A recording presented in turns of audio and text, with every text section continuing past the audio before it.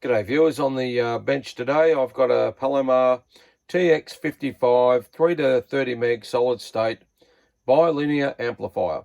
These were probably made at least 20-30 years ago, and I'd say that they would have made a fair few. So I got this amp in. It's been sitting in the shack for a couple of years, and it came in fairly bad state of disrepair. I thought there's no way this thing's going to work. This is some of the wiring. I'll take the pieces that I replaced off it. Just get those to the side there. Sorry about that. So basically, it came in. The positive was a black wire. The negative was it had a fuse on it. This was some of the main wiring. It was all broken and everything like that. That's the on-off switch that it obviously snapped off. And I thought, oh, sorry about that. Somebody's ka-chunking the repeater, as they do. And I thought, well, this thing's probably not going to work. Anyway, so it's been sitting here for a while, and I thought, well, today's the day when I'll actually have a look at, see if this thing works. So all I've done is I've replaced the switch, went down to the local electronic shop, and Jaycar, and yeah, they had a pretty good range. So I couldn't get the black on-off toggle type switch here. That one's a little bit sticky, but it still works fine, I assume. I haven't tried this yet, but I'm about to, and we're all going to find out. So yeah, just the 3-position switch. All I've done here, like for like, all I've done here is just put an earth bridge from obviously the base, the earth of the amp, to that tab there, so the light would work on the switch, which is always important. And then I've just replaced the wiring and with some twin core, 4mm twin core. It should do the job. Probably a little bit light, and before anyone says anything, I know it needs a fuse. But at the moment, all I'm doing is making sure that it works. I'm not going to go too far if I find out something's cooked. But as I said, everything looked really good on the board. I couldn't see any telltale burn marks or where somebody's done something spectacular to it in years gone by. Okay, so what we're going to do, now I've just got it hooked up to a 148. It shouldn't hurt the radio. We'll soon find out. We're going to turn it on and see how this amp goes. So first of all, I'm going to turn on my little noisy power supply, cheap ass power supply switch mode. You can hear it. You can hear the fan.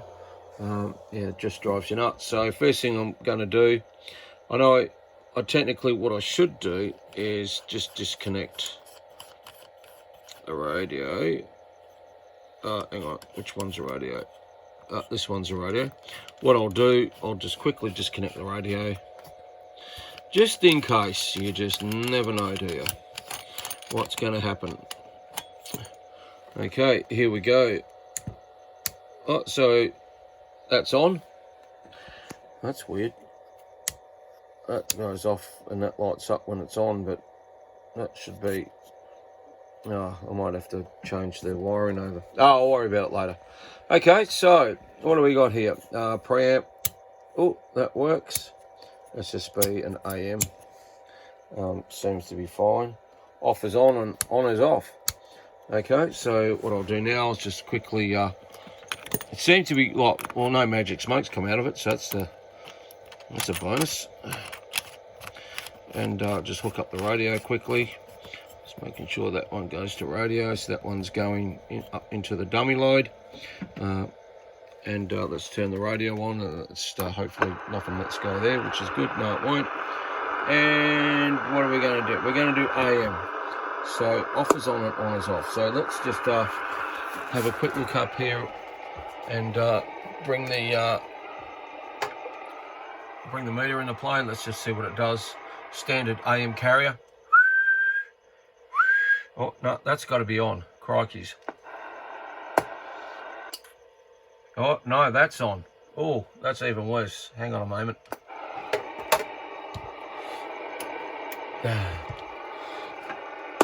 On is on and off is on. Okay, so that is a standard AM carrier. What have we got about? Oh yeah, because this Cobra's had a bit of work done to it, so yeah. And I've got the mic game wound up a bit, so we're doing about 2 to 4 standard carrier. And what we'll do, I'm actually going to, what are we on, 10? Okay, we're on 100. It's probably going to go over 100, so let's take it over to 1,000. I've got a funny feeling this thing's going to do a fair bit. So we're looking at the top scale. Crikeys. Yep, that does more than I thought it was going to do. So I didn't even know what these amps could do. But being a 2-pill, I would assume they had a fair bit of power in them. That's like 200 watts. 200 watts PEP, and the old modulation's going off the dial there. So I'll just wind back. I'll just wind back the mic a bit.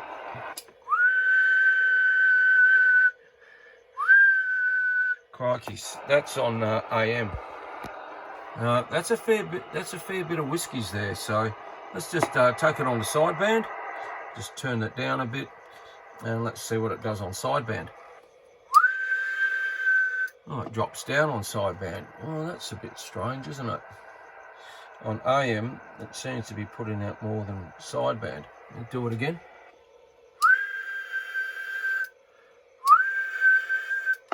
Yeah, so that's what I thought it would have done. I thought it would have done around 100 watts, 120 watts PEP on sideband. But for some unknown reason, on AM, yeah, it's doing 150. So, and you can tell the reflected power. I'm running into a dummy load at the moment. So that's rated up to 300 watts for about not very long, less than a minute of continuous. So let's go again. Yeah, well, crikeys. So I would say that winner, chicken dinner. I'd say this is a nice little amp. And of course, you know, you're not allowed to use them. But a good little foot warmer if somebody's getting cold in the dead of winter and needs a little foot warmer, something to warm the place up. This is it. So yeah, I'm really happy with the little Palomar amp. Find out what's going on there. I'll have to do some resoldering, but as I said, you know, it all seems to be working really well. And yeah, that's a winner. Okay, hope you enjoy the videos.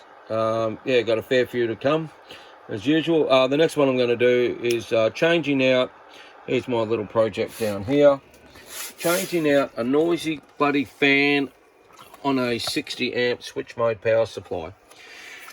Yeah, it's driving me nuts, so went and bought one of those today, and that might be my next video, swapping out the noisy fan for a nice quiet one.